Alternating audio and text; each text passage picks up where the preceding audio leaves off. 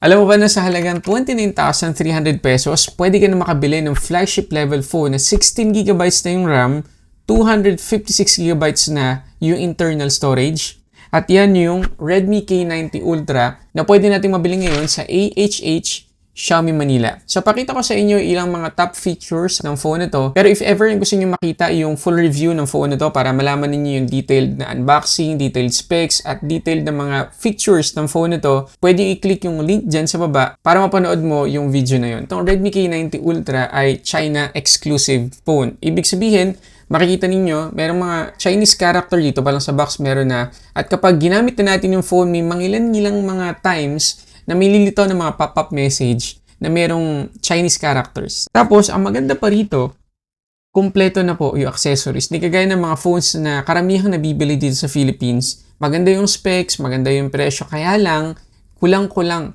yung accessories sa loob. Pero itong Redmi K90 Ultra, meron ng case sa loob. Tapos, meron pa tayong 100 watts na charger. Yan. So, kumpleto na talaga. Gagamitin na lang po natin. At as added bonus, meron ng pre-installed na screen protector itong Redmi K90 Ultra out of the box. At yung nandito nga pala sa atin ay yung gray. Ayan. So, napakasimple lang, di ba? Hindi siya yung typical na mga gaming phones or mga phones ng Redmi or Xiaomi na medyo, alam niyo, medyo loud yung design na may pagka-effect kapag ginaganyan-ganyan natin yung phone. Depende sa tama ng ilaw. Pero ito, sobrang minimalist ng itsura niya. At napaka-futuristic kasi ang simple lang talaga niya. Oh. Kita nyo? Walang mga patterns or textures na kakapa dito sa likod.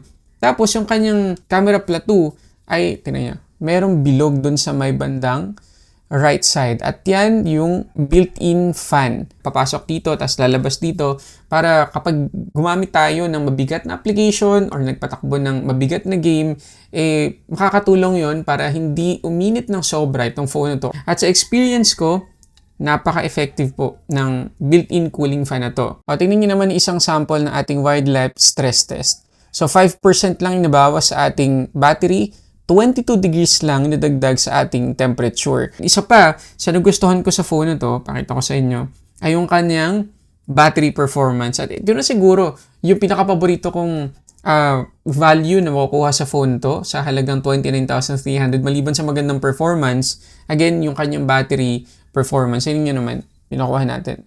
More than 25 hours. Ganon katindi itong Redmi K90 Ultra. Ilan lang yan sa magandang features na pwede nating makuha sa phone na to sa halagang yan. And again, kung gusto niyo mapanood yung full review natin, i-click nyo lang yung link sa baba ng video na to.